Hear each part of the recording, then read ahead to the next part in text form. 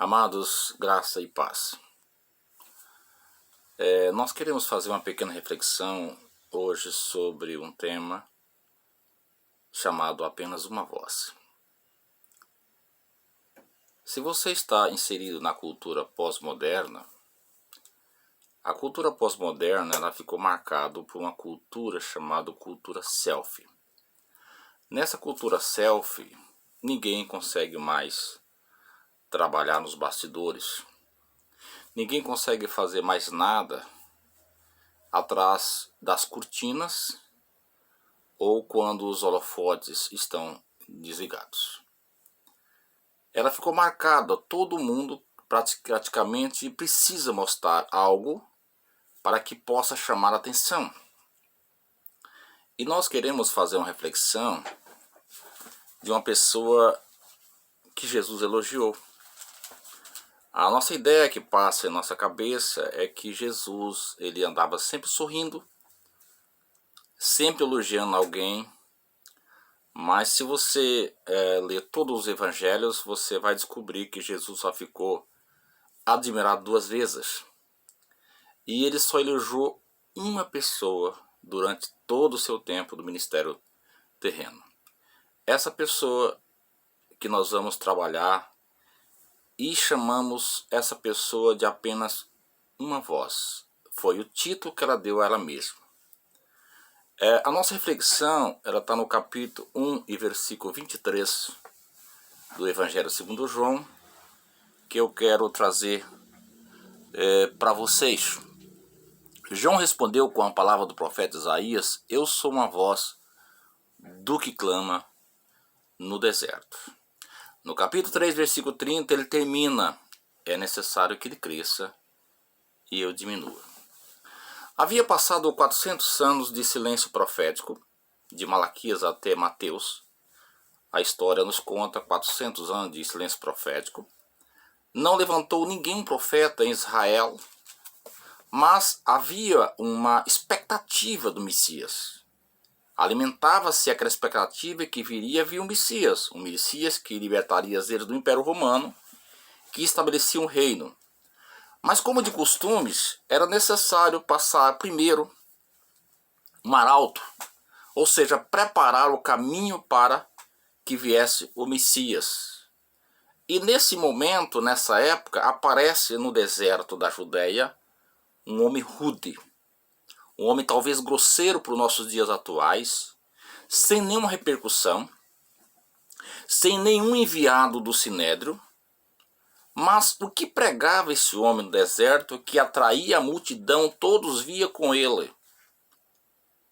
E não é a multidão vinha com ele, não ele ia atrás da multidão, a multidão vinha com ele. O que esse cidadão pregava, o que esse homem rude pregava?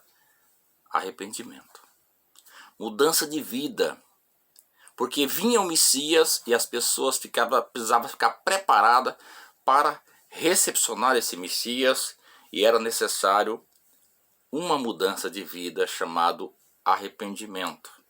Talvez seja o problema nosso que está acontecendo hoje. Nós precisamos se arrepender. Arrepender de quê? Dos nossos pecados. E ter uma mudança de vida, porque Jesus pode voltar, e ele vai voltar a qualquer momento. Mas isso mexeu toda a classe sacerdotal, todo o sinédrio da época mexeu. Afinal de contas, esse cidadão, esse homem rude, ele não tinha um curso teológico. Aqui não estou fazendo também, desmerecendo quem tem um curso teológico. Mas esse homem também não tinha uma carteirinha de uma convenção religiosa. Esse homem não tinha assim um anel que pudesse destacar na sociedade que ele estava inserido. Então o sinédrio, composto de 71 sacerdotes, elementos da alta cúpula, ele percebeu que a multidão vinha sobre ele e mandaram alguém ter com esse cidadão.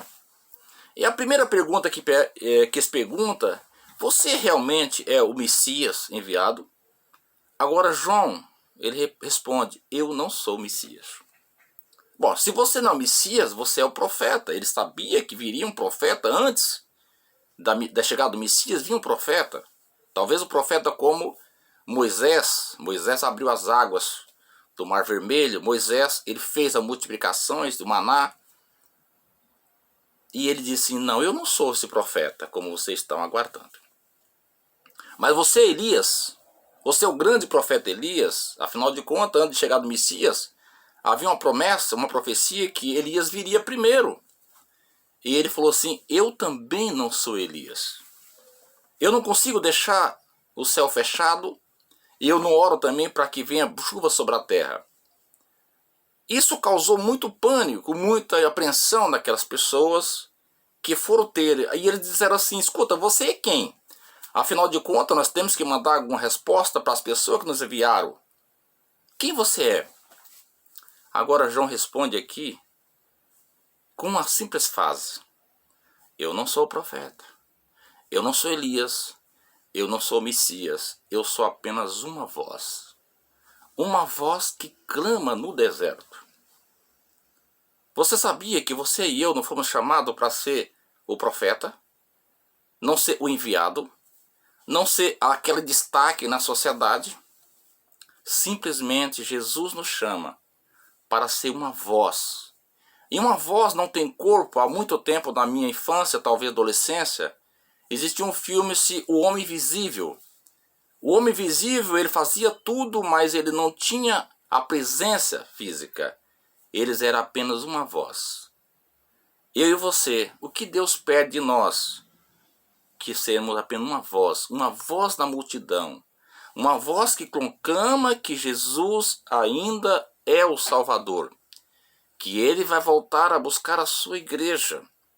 Você e eu não fomos chamados para poder fazer selfie ou fazer cultura. Se aparecer ou brilhar. Para mostrar que somos destacados na sociedade, apenas fomos chamados para ser apenas uma voz.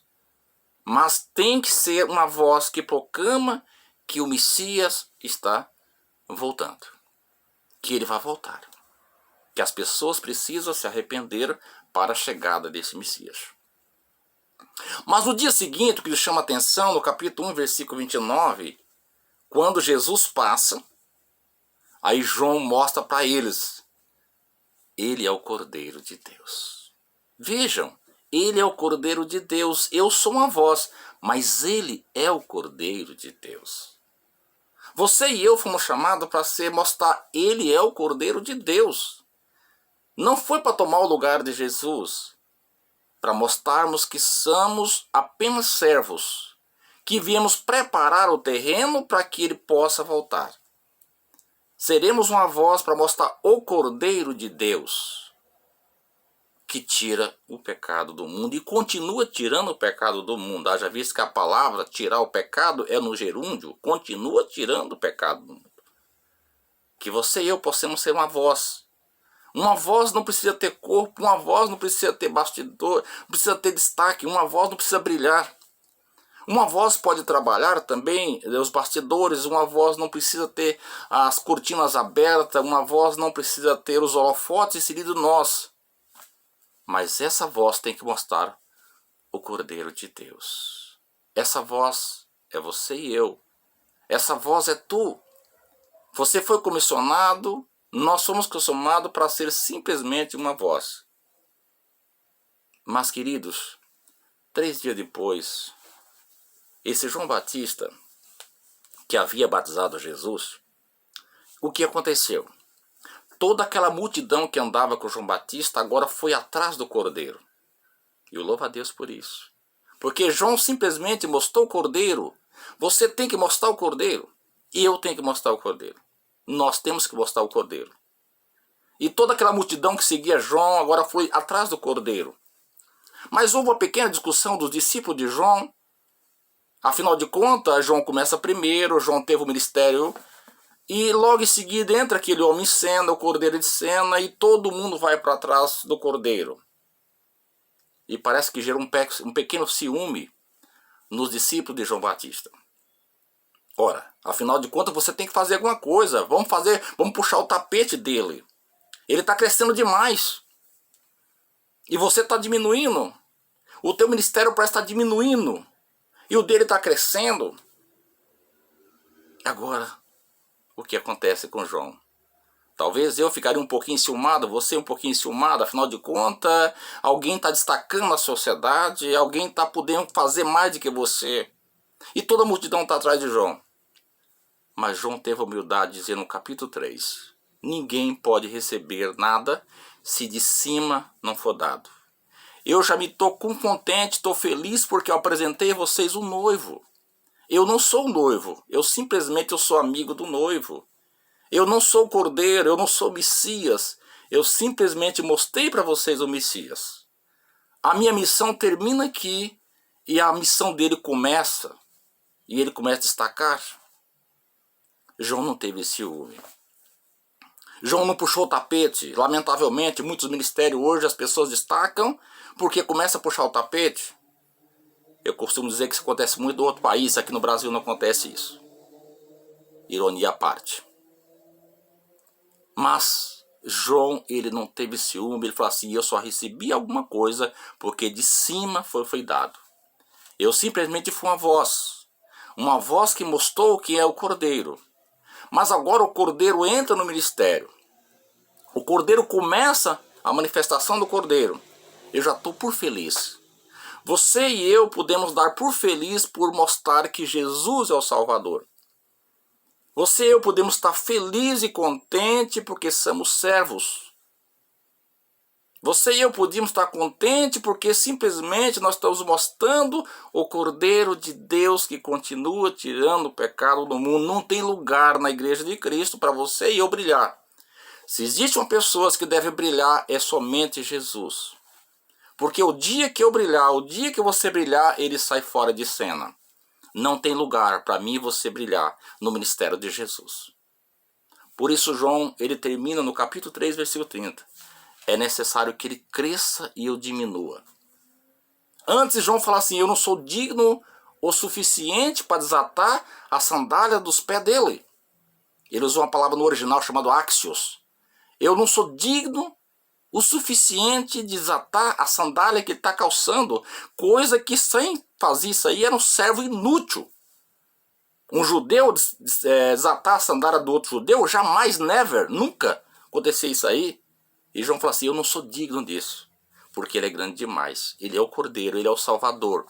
Eu já estou feliz de ser apenas uma voz, estou contente de mostrar para vocês o Cordeiro.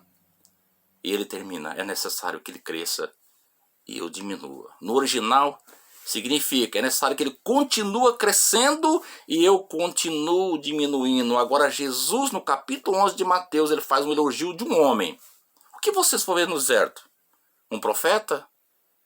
Uma cana agitada pelo vento? Eu posso dizer que vocês vão ver muito mais que um profeta. Dentro do nascido de mulher, ninguém foi superior a João Batista. Porque João Batista mostrou que o Cordeiro de Deus. João Batista não fez nenhum milagre de grande expressão, mas ele mostrou o Cordeiro de Deus, o Salvador da humanidade. Essa é a nossa missão. A minha missão, a sua missão é mostrar quem Jesus é. Mas é necessário que ele cresça e continue crescendo e nós continuamos diminuindo. Que você e eu possamos ser apenas uma voz, mas que ele continue crescendo, crescendo, crescendo mais e sendo glorificado e nós saímos de cena nesse momento e Cristo continua habitando, salvando, redimindo e ele vai voltar a buscar a sua igreja. Que você e eu possamos ser apenas uma voz, mas que você temos a humildade de dizer com João Batista, é necessário que Cristo cresça sempre e nós continuamos diminuindo. Que Deus possa abençoar você em Cristo Jesus. Deus abençoe. Amém.